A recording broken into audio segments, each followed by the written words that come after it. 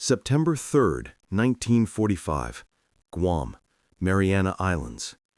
The air inside the converted warehouse smelled of salt and rust, the humid Pacific wind pushing through gaps in the corrugated metal walls.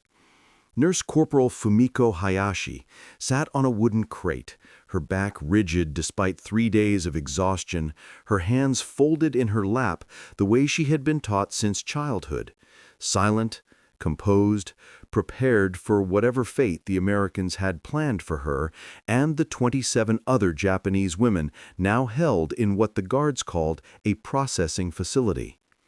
She had not eaten in 2 days, not because food wasn't offered, but because she couldn't bring herself to accept it. To eat the enemy's food felt like a betrayal of everything she had sworn to uphold. Outside, she could hear American soldiers laughing. The sound disturbed her more than shouting would have. She had been taught that Americans were monsters, brutal, sadistic, racially inferior beings who would violate and destroy Japanese women before disposing of them like animals. Yet the laughter sounded normal, human, almost kind.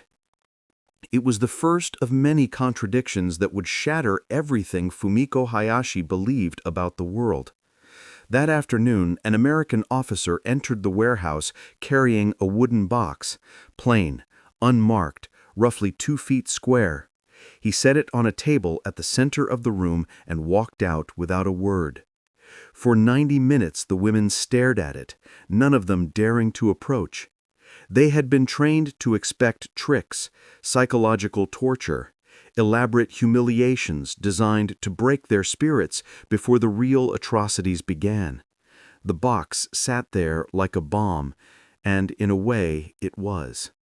What it contained would detonate the entire architecture of lies that the Japanese Empire had constructed around its people, and the shrapnel of that truth would tear through these women's understanding of everything they had fought for, believed in, and been willing to die to protect. By nightfall, most of them would be weeping. By morning, several would request to speak to American intelligence officers. And by the end of the month, every woman in that warehouse would understand that they had been soldiers in a war built on foundations of systematic deception so complete that even the victims of their own government's cruelty had believed themselves to be the righteous ones. Fumiko Hayashi had volunteered for military nursing service in 1942 at age 19. Driven by patriotic fervor that was as genuine as it was carefully cultivated by a regime that understood how to weaponize devotion. She came from a respectable family in Osaka, her father a mid-level bureaucrat, her mother a school teacher, people who believed in order, hierarchy, and the divine destiny of the Japanese Empire to liberate Asia from Western colonialism. Fumiko had been an excellent student, particularly in sciences, and her acceptance into the Imperial Japanese Army Nurse Corps was considered a family honor. She wore her uniform with pride. She believed, with the certainty that only the young and thoroughly indoctrinated can achieve, that Japan was fighting a defensive war against barbaric enemies who sought to destroy Japanese culture and enslave its people. The other women in the warehouse shared similar backgrounds: middle-class families, good education by Japanese standards of the era, volunteers, not conscripts, women who had chosen military service because they believed they were contributing to something noble and necessary. Some had been nurses like Fumiko.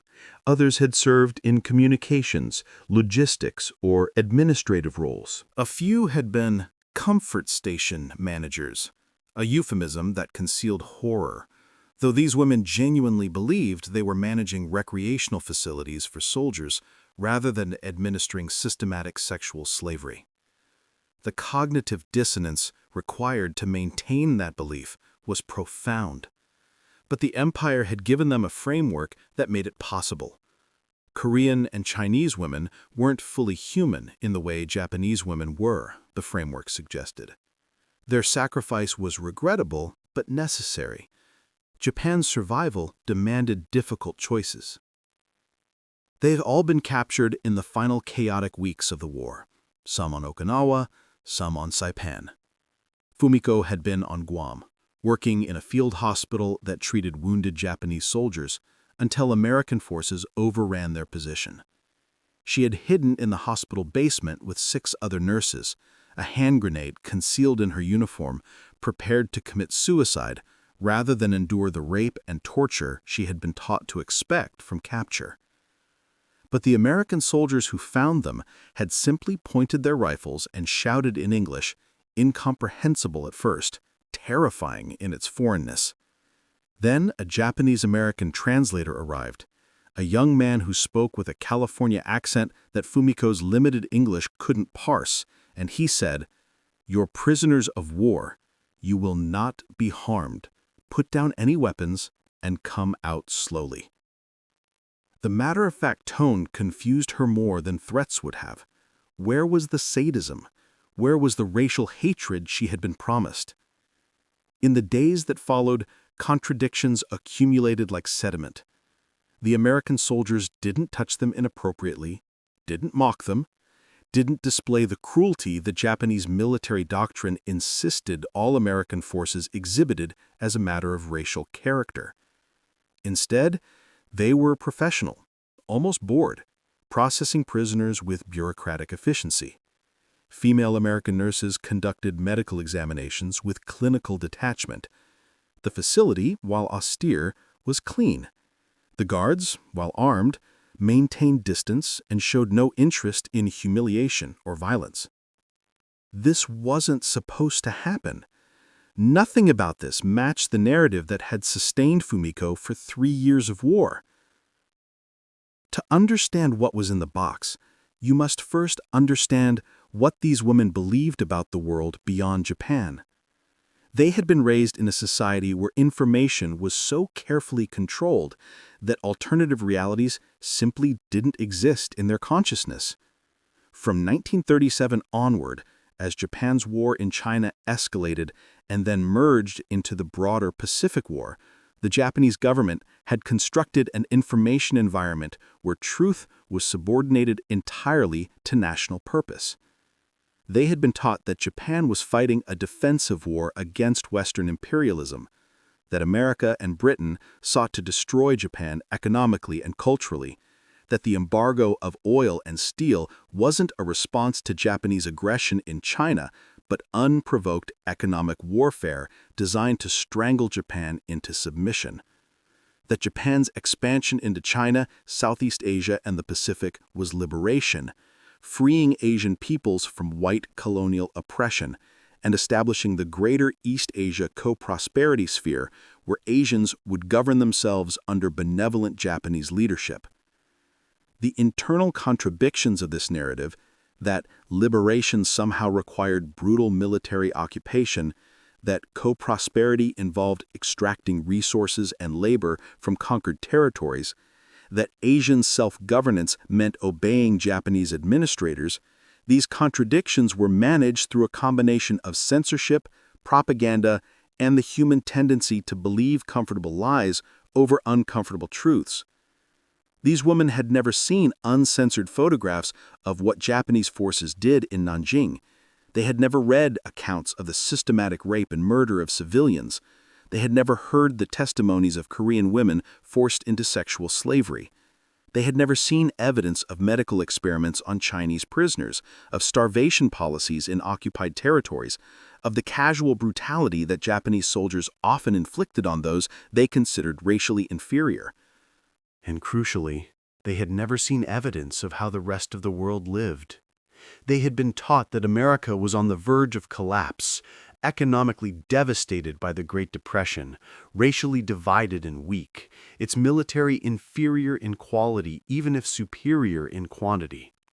They had been taught that American soldiers were undisciplined cowards who would flee when faced with Japanese fighting spirit. They had been taught that American civilians were soft, decadent, morally corrupt people whose culture produced nothing of value.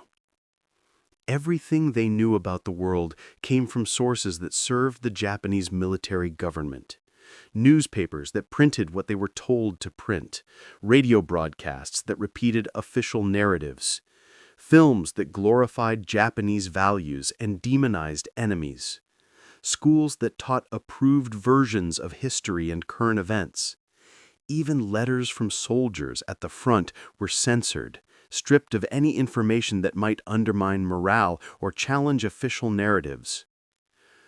The result was a population that genuinely believed impossible things, that Japan was winning the war even as it suffered catastrophic defeats, that American industrial capacity was exaggerated, that Japanese forces always behaved with honor and discipline, that the suffering of occupied peoples was minimal and necessary, that Japan would ultimately prevail because spiritual strength trumped material resources. Fumiko Hayashi believed all of this.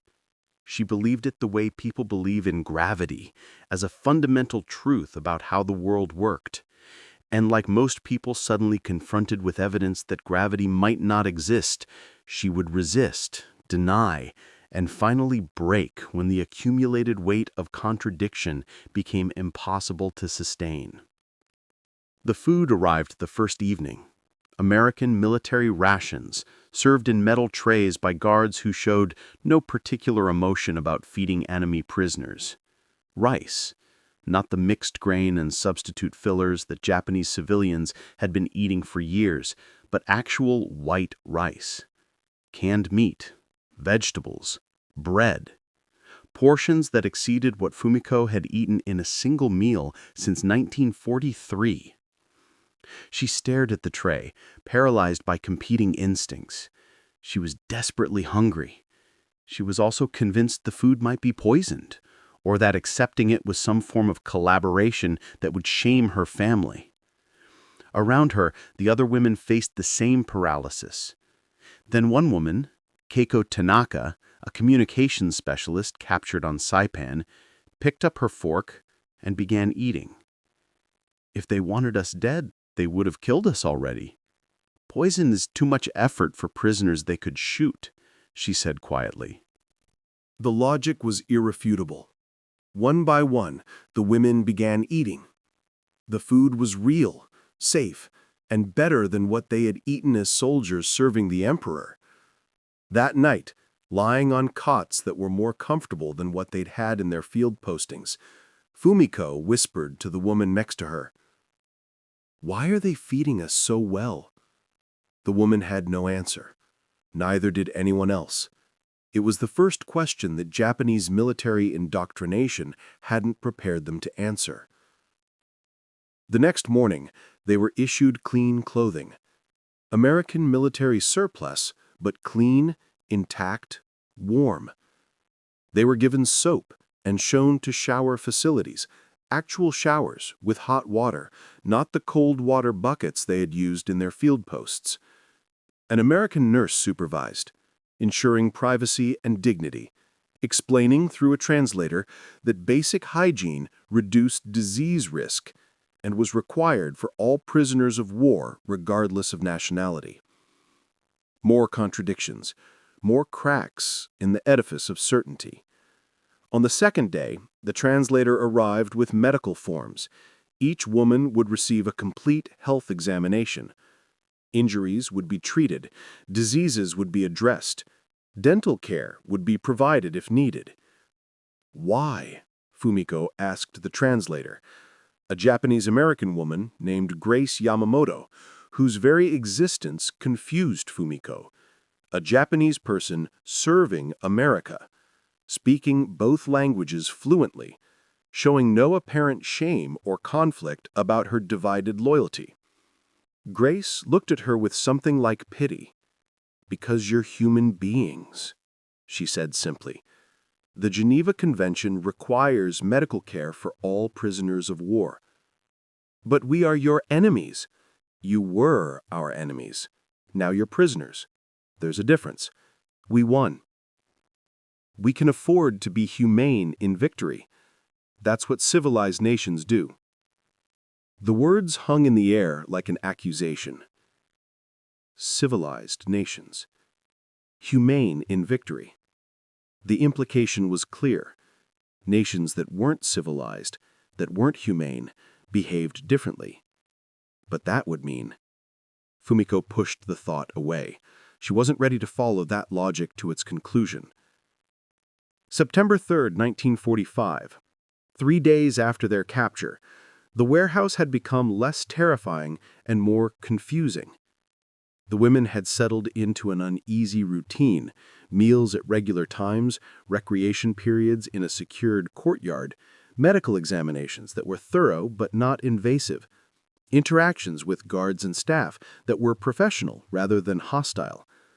The disconnect between expectation and experience was creating psychological strain that manifested in different ways. Some women became withdrawn, refusing to engage with their captors beyond minimum necessity.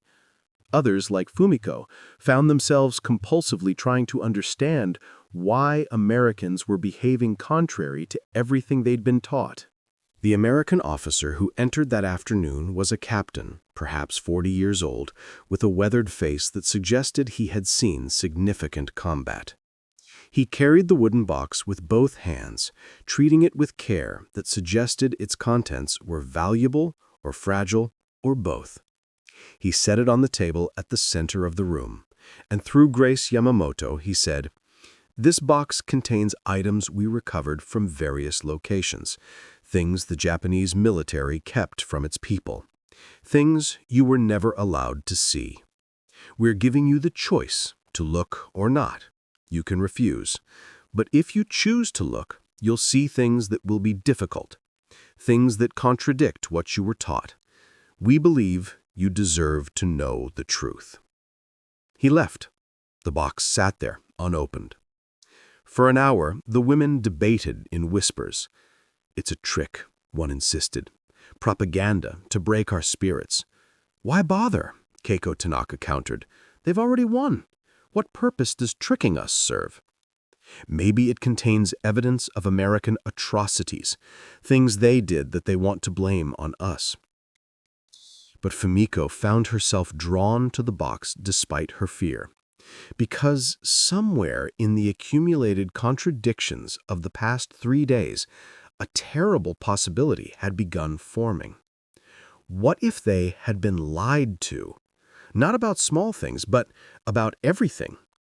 What if the entire war, the entire system they had served, was built on deception so thorough that even those who administered it believed the lies? She stood, walked to the table. The other women watched in silence. The box wasn't locked. She lifted the lid. Inside were photographs, dozens of them. Some official military photographs, stamped and catalogued. Others looked like they had been taken secretly by journalists or intelligence operatives. And beneath the photographs, documents, reports, letters, captured correspondence in both Japanese and English, organized with American military precision. Fumiko picked up the first photograph. It showed Japanese soldiers in China, standing over bodies of civilians. Not combat casualties, executions, women and children among the dead. The soldiers were smiling. She set it down carefully, as if it might shatter, and picked up another. This one showed Korean women at what was labeled a comfort station, but the photograph captured their faces, the hollow-eyed despair that no propaganda about recreational facilities could ever explain away. These weren't volunteers. These weren't willing participants. These were captives. Another photograph. Chinese prisoners, clearly starved to the point of death, in what the caption identified as a Japanese-run prison camp. The conditions made the warehouse where Fumiko now sat look palatial by comparison. Another. Bodies in a ditch. Thousands of them. Victims of what the caption identified as the Nanjing Massacre. The scale was incomprehensible. Another. Medical experiments. The caption said, Unit 731, a name Fumiko had never heard, engaged in biological warfare research using live Chinese prisoners as test subjects. The photographs went on and on, each one documenting atrocities, Japanese atrocities. Not American propaganda photographs. Many were clearly taken by Japanese military photographers, intended for documentation or training purposes. Official records of systematic brutality. Fumiko's hands began shaking. Other women had gathered around, looking over her shoulder, seeing the same images. Someone made a sound like a wounded animal. Another woman sat down heavily, her face draining of color. Beneath the photographs were documents. Reports from the International Red Cross about Japanese treatment of Allied prisoners of war, starvation, beatings, forced labor, medical neglect, execution of those too sick to work. Letters from Korean women describing their experiences in comfort stations. Testimonies from Chinese civilians about Japanese occupation policies that included systematic rape, theft of food supplies, and murder of anyone who resisted. And then, most devastating, Japanese military documents. Orders from high command authorizing these policies. Instructions for establishing comfort stations. Directives about treatment of prisoners that explicitly violated international law. Reports from field commanders describing civilian massacres with bureaucratic precision. All in Japanese, all genuine, all proving that the brutality wasn't the result of individual soldiers losing control, but systematic policy implemented from the top down. One document was particularly damning. A Japanese military report from 1938 describing the pacification of a Chinese city. The language was clinical, bloodless. Eliminated 20,000 potential resistance elements. Requisitioned all food supplies for military use. Established disciplinary comfort facilities using local female population. Fumiko set down the document and looked at her hands. These were the hands that had treated Japanese soldiers wounded in battle. Had she been helping men who committed these atrocities? Had the soldiers she nursed back to health returned to the front to do these things? A sound escaped her throat, something between a sob and a gasp. Around her, other women were reacting similarly. Kiyiko Tanaka was weeping silently. Another woman had collapsed to her knees. A third was vomiting in the corner. But there was more in the box. Underneath the photographs and documents about Japanese atrocities were different materials. American magazines, Life, Look, Saturday Evening Post, showing American life during the war. The photographs showed abundance that seemed impossible.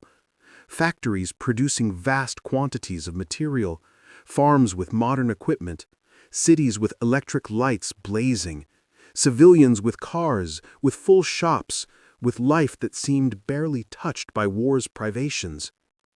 There were reports about American industrial production, numbers so large they seemed like propaganda, except they were from American government sources clearly not intended for Japanese eyes. Internal military reports about production capacity, captured from American files. If the numbers were accurate, American industrial output was orders of magnitude beyond what Japanese propaganda had claimed. Not slightly more, impossibly, overwhelmingly more. And there were photographs of liberated Allied prisoners of war from Japanese camps. Living skeletons. Men so starved they barely looked human. The captions identified them as American, British, Australian, Dutch soldiers who had been held in Japanese prison camps. The contrast between their condition and how Fumiko had been treated in just 3 days of American captivity was damning. One photograph showed a group of American nurses who had been captured in the Philippines. The caption noted that they had been held in decent conditions. The Japanese military had treated captured nurses somewhat better than male prisoners, perhaps because they were useful, or perhaps because even in brutality there were limits when it came to women of enemy nations. But the photograph showed women who were thin, exhausted, traumatized. And the caption noted they had been among the fortunate ones. Fumiko thought about her own treatment. 3 days of adequate food, clean clothing, medical care, professional courtesy. If Americans treated their prisoners this way after suffering the treatment documented in these photographs, what did that say about American civilization versus Japanese civilization? The last items in the box were personal. Letters from Japanese soldiers, uncensored ones captured in the field, describing in their own words what they had done. Some expressed remorse. Others bragged about cruelty with casual indifference. Most simply reported events in matter-of-fact language that made the horror worse. Today we cleared a village, about 200 civilians, burned the houses, found some girls. The lieutenant let us have them before we killed them. Tomorrow we move to the next village. Fumiko read 3 such letters before she couldn't continue. She set them down gently, as if they might explode, and stepped back from the table. For several minutes, none of the women spoke. The silence was heavy with the weight of shattered certainty. Everything they had believed was disintegrating. Everything they had served was revealed as monstrous. Everything they had been taught about who were the civilized nations and who were the barbarians was exactly backwards. Finally, Keiko Tanaka spoke, her voice barely a whisper. How much of this is real? Grace Yamamoto, the translator who had been standing quietly by the door, answered, "All of it. We have more evidence if you need it. Much more. These are samples. The full documentation would fill this warehouse." "Why are you showing us this?" Fumiko asked. Grace's answer was simple and devastating. "Because you deserve to know the truth. Because you can't move forward without understanding what you were part of. Because some of you will return to Japan someday, and you need to know what really happened. Your government lied to you. Your military lied to you. You were tools of a regime that committed atrocities and told you that you were heroes. We're showing you this so you understand why we fought you, why we had to defeat you, why we're now going to rebuild your nation from scratch, because the nation you served was evil and you never knew." That night, Fumiko Hayashi did not sleep. She lay on her cot, staring at the corrugated ceiling, her mind churning through years of beliefs that were collapsing like buildings in an earthquake. She thought about every patient she had treated, every time she had told a wounded soldier that he was brave, that he was fighting for Japan's honor, that his sacrifice mattered. How many of those men had participated in atrocities? How many had raped or murdered or tortured? And by healing them, by sending them back to the front, had she enabled more atrocities? The question was unbearable. But more unbearable was the recognition that she couldn't not know anymore. The evidence was too thorough, the documentation too complete, the photographs too numerous and too clearly genuine. Some of them had been taken by Japanese photographers for Japanese military purposes. They weren't propaganda, they were records. Around her, other women were processing their own collapses. Some wept quietly, others stared at nothing. A few tried to rationalize. Maybe these were isolated incidents. Maybe not all Japanese soldiers did these things. Maybe some of the evidence was exaggerated. But the math was undeniable. If even 10% of the documented atrocities were real, if even half, if even a quarter, it was still damning. And the evidence suggested it wasn't isolated incidents. It was policy. It was systematic. It was what the Imperial Japanese military did as standard practice in occupied territories. Keiko Tanaka crawled over to Fumiko's cot and whispered, "I worked in communications. I processed reports from the field. I saw casualty numbers that never made sense. Too high for combat. Too many civilian deaths in supposedly pacified areas. I told myself it was reporting errors or exaggeration. But it wasn't, was it?" Fumiko had no comfort to offer. "No," she said quietly, "it wasn't. We served evil. Yes." The simple affirmation hung between them. There was no way to soften it, no rationalization that could make it bearable. They had served evil. Not because they were evil people, but because they had been deceived about the nature of what they were serving. They had believed the lies because the lies were all they had ever been told, because questioning required information they had never been given access to, because the human mind naturally accepts the framework it's raised within. But now they knew, and knowing changed everything. Over the following days, the transformation among the women was visible.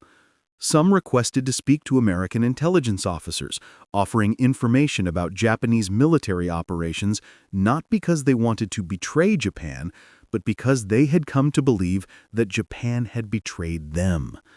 Others withdrew into depression so severe that American medical staff had to intervene. A few clung desperately to denial, insisting the evidence was fabricated, despite its overwhelming weight. But most, like Fumiko, entered a state of profound moral reckoning. They began asking questions. Through Grace Yamamoto, they requested more information, not just about Japanese atrocities, but about American society, about the war from the Allied perspective, about what had really been happening while Japanese propaganda told them Japan was winning. They learned that Japan had lost the Battle of Midway in 1942, a defeat so catastrophic it shifted the Pacific War's trajectory. But Japanese civilians had never been told. They learned that American industrial production exceeded Japanese production by factors of 10 or 20 in most categories.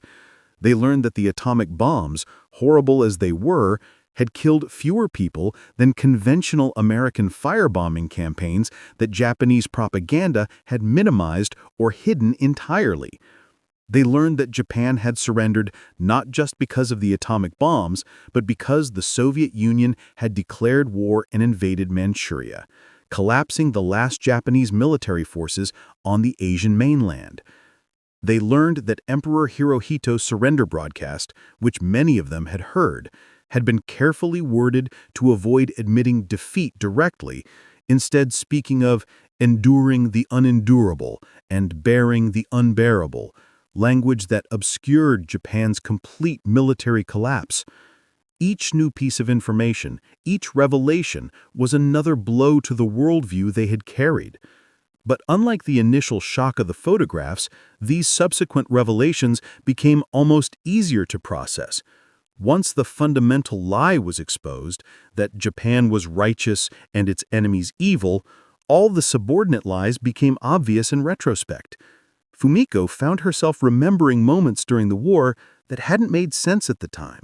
Soldiers who had returned from China who wouldn't talk about what they had seen. Official reports about pacification campaigns that used suspicious euphemisms. The way Korean women at comfort stations never smiled, never spoke unless required, moved with the defeated slump of people who had given up hope. She had told herself these were necessary sacrifices for Japan's survival. Now she understood they were simply atrocities, and her complicity in the system that enabled them was something she would carry forever. The 28 women held in that Guam warehouse would eventually be repatriated to Japan in late 1945 and early 1946. They returned to a nation that was devastated, occupied, and beginning the painful process of confronting the reality of what its military had done. The evidence of Japanese atrocities, initially dismissed by many Japanese civilians as Allied propaganda, became impossible to deny as documentation accumulated, as survivors testified, as Japanese participants themselves began speaking about what they had witnessed or done. Fumiko Hayashi never married. She returned to Osaka to find her family's home destroyed in American bombing, her father dead, her mother alive but diminished by trauma and starvation. She worked as a nurse in civilian hospitals for the rest of her life, a career that spanned 4 decades. She rarely spoke about her wartime service, but in 1987, at age 64, she gave an interview to a Japanese historian researching women's experiences during the war. In that interview, she described the box, the photographs, the moment when everything she believed disintegrated. "I understand now that I was a victim of my government's lies," she said. "But I was also complicit in evil, because I believed those lies when perhaps I should have questioned more. The Americans showed us the truth not to be cruel, but because they believed we deserved to know. And they were right. We did deserve to know. Every Japanese person deserved to know what was done in our name." She continued, "People ask me if I hate Americans for defeating Japan.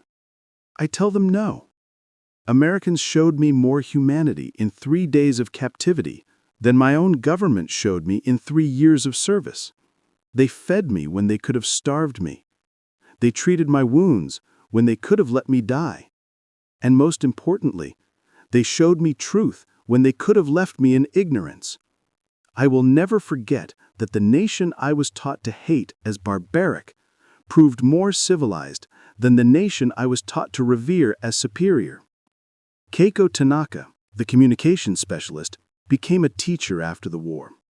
She specialized in teaching critical thinking and media literacy, trying to ensure that future generations of Japanese students would be able to question what they were told rather than accepting official narratives uncritically. In a 1992 interview, she reflected, "The box contained evidence of Japanese atrocities, yes, but it contained something more important. It contained proof that we had been systematically deceived. And that realization, painful as it was also liberating. Because once you understand how deception works, you can resist it. I dedicated my career to teaching students how to recognize propaganda, how to seek evidence, how to think critically. That's my way of ensuring that what happened to us doesn't happen to another generation." Several of the women became advocates for historical truth-telling in Japan, a lonely and sometimes dangerous position in the decades after the war, when Japanese society was still struggling with how to confront its wartime past. They testified about what they had learned, they supported efforts to document Japanese atrocities accurately in textbooks, and they opposed nationalist attempts to minimize or deny what had happened. They were not popular. They were called traitors by some, American sympathizers by others, self-hating Japanese by those who found their testimony inconvenient. But they persisted because they had seen the photographs, read the documents, understood the consequences of a nation believing comfortable lies rather than uncomfortable truths. Grace Yamamoto, the translator who had helped facilitate their confrontation with truth, maintained correspondence with several of the women for decades. In a letter written in 1979, she reflected on that day in September 1945. "I didn't enjoy showing them that box. It was one of the hardest things I did during the war. But I believed then and I believe now that truth, even painful truth, is better than ignorance." Those women deserved to know what had been done in their nation's name. They deserved the chance to process that knowledge and decide how to live with it. Some of them became advocates for truth and reconciliation. Others simply lived quiet lives, carrying what they knew as private burden.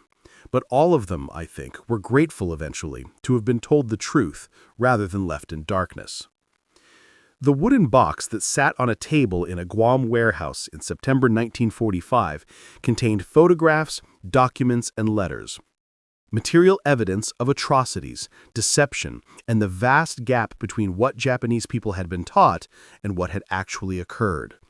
But what it really contained was more abstract and more powerful. It contained the collapse of a system of lies so comprehensive that those trapped within it couldn't see the walls of their prison until someone from outside showed them.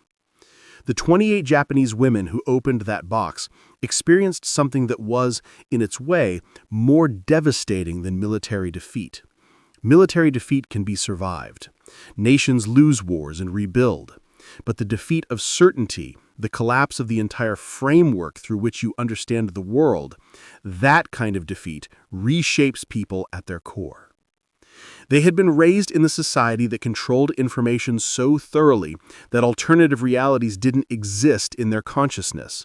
They had been taught that Japan was righteous, its enemies barbaric, its cause just, its methods honorable. They had believed because belief was all that was available to them. And then, in the space of a few hours, that entire edifice was demolished by evidence so overwhelming that denial was impossible. The Americans who compiled that box, who decided to show it to Japanese prisoners, who facilitated that confrontation with truth, they understood something important. That the real victory in war isn't just defeating the enemy's military, but defeating the lies that made war possible. That reconstruction begins not with rebuilding infrastructure, but with rebuilding the capacity for truth-telling and critical thought. It was an act of mercy disguised as cruelty. Cruel because the truth was devastating. Merciful because deception is a prison. And truth, however painful, is liberation from that prison. The women who opened that box carried what they saw for the rest of their lives. It shaped their politics, their careers, their relationships, their understanding of themselves and their nation. Some became advocates for change. Others simply lived differently, quietly rejecting the nationalist narratives that had deceived them, raising children to question rather than blindly accept, supporting efforts toward reconciliation and historical honesty. They were not heroes. They were ordinary people who had served evil without knowing it was evil, who had believed lies because lies were all they had been given, who had to carry the burden of that knowledge once it was revealed. Their story is not one of redemption exactly. There's no redemption for complicity in atrocity, even unwitting complicity, but it is a story of transformation, of people who encountered truth and let it change them, rather than retreating into comfortable denial. And it is a story about what victors do with victory. The Americans who showed those women the truth could have left them in ignorance, could have simply processed them as prisoners, fed them adequately, and eventually repatriated them, without ever challenging their beliefs. It would have been easier, less emotionally fraught, less likely to cause psychological crisis. But they chose differently. They chose to show truth to people who had been deceived, not because it was easy or comfortable, but because they believed truth mattered more than comfort, because they understood that rebuilding Japan required Japanese people to confront what their nation had done, because they recognized that real peace requires more than military victory, it requires moral reckoning. The wooden box sat on a table for 90 minutes before anyone dared approach it. What it contained took seconds to see, but years to fully process. Some of those women are still alive today, in their 90s now, carrying memories of that September afternoon when everything they believed disintegrated. They rarely speak about it. The wound is too deep, the shame too profound, the recognition of complicity too painful. But they know. They know what their nation did. They know how thoroughly they were deceived. They know that their enemies proved more honorable in victory than their own government proved in defeat. And they know that truth, however painful, was the gift that made everything else possible.